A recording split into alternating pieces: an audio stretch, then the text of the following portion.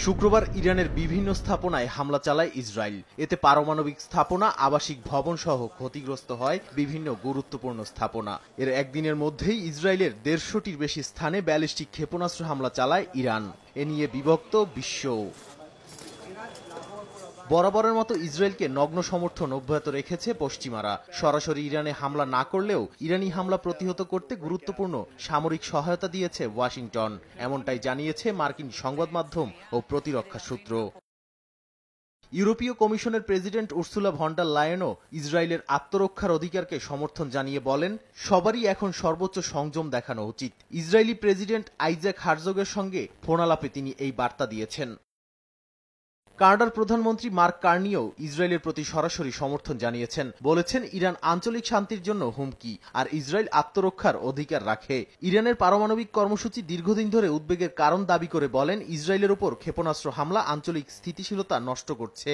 ইসরায়েলের আত্মরক্ষার অধিকারের পক্ষে সাফাই গান কানাডার প্রধানমন্ত্রী।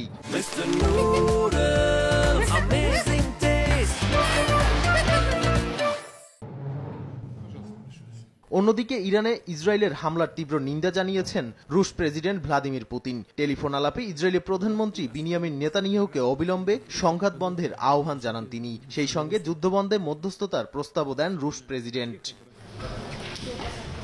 ইরানের পারমাণবিক স্থাপনায় হামলার মধ্য দিয়ে ইসরায়েল চূড়ান্ত সীমা লঙ্ঘন করেছে বলে মন্তব্য করেছে চীন। জাতিসংঘে চীনের রাষ্ট্রদূত ফু কুং বলেন, এই আক্রমণে ইরানের সার্বভৌমত্ব, নিরাপত্তা ও অভ্যন্তরীণ অখণ্ডতার গুরুতর লঙ্ঘন। ইসরায়েলের এমন পদক্ষেপে মধ্যপ্রাচ্যে সংঘাত আরও গভীর হওয়ার ঝুঁকি তৈরি হয়েছে বলেও মন্তব্য করেন তিনি। ইরানের পারমাণবিক স্থাপনায় ইসরায়েলি হামলা নিয়ে গভীর উদ্বেগ প্রকাশ করেছেন জাতিসংঘ মহাসচিব। মধ্যপ্রাচ্যে কোনো ধরনের সামরিক উত্তেজনাকেই তিনি সমর্থন করেন না বলে জানিয়েছেন সংস্থাটির মুখপাত্র আলেজান্দ্রা বেলুসি। এ সময় তিনি মনে করিয়ে দেন, জাতিসংঘের সদস্য দেশগুলোর উচিত জাতিসংঘ সনদ ও আন্তর্জাতিক আইন মেনে চলা। মহাসচিব উভয় পক্ষের প্রতি আহ্বান জানিয়ে বলেন, সবচেয়ে বড় বিষয় এখন হচ্ছে ধৈর্য ধরা, কারণ এই অঞ্চল আরো বড় সংঘাতের দিকে গেলে সেটার খেসারত দিতে হবে সবাইকে। এটা এমন এক পরিস্থিতি যেটা এই অঞ্চল আর সহ্য করতে পারবে না।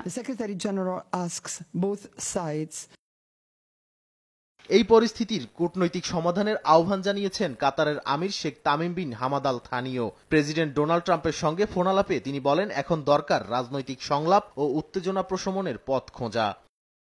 যুক্তরাজ্যের চ্যাথাম হাউসের জ্যেষ্ঠ গবেষক জেসি মেকেলবার্গ বলেন, এই উত্তেজনা আরও বাড়লে দুদেশের মধ্যে পাল্টাপাল্টি হামলার দীর্ঘ পর্ব শুরু হতে পারে। তার মতে, জাতিসংঘ, যুক্তরাষ্ট্র সহ বড় শক্তিগুলোর উচিত এখনই চাপ প্রয়োগ করে উত্তেজনা কমানো।